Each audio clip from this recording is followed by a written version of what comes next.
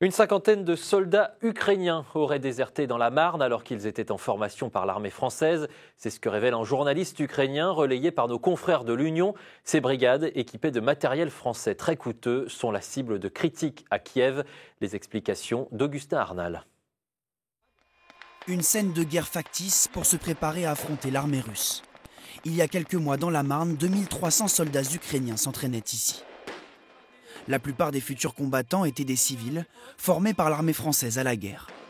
Tous faisaient partie de la 155e brigade des soldats ukrainiens surnommée Anne de Kiev.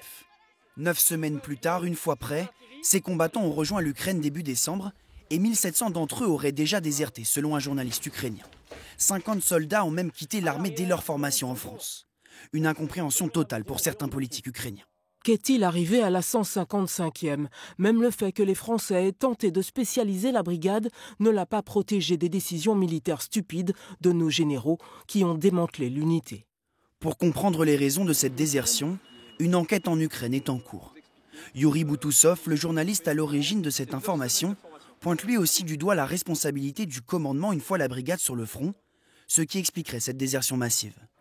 En plus de la mobilisation de 1500 militaires français pour former les soldats ukrainiens, la France avait aussi à l'époque fourni du matériel, tel que des blindés ou encore des canons César.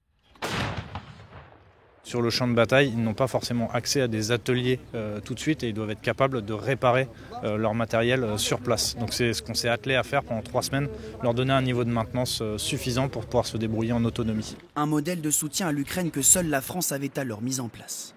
Selon une récente étude, entre janvier 2022 et août 2024, la France se classe 10e plus gros contributeur de l'effort de guerre ukrainien, avec un montant total des aides chiffré à 4,6 milliards d'euros.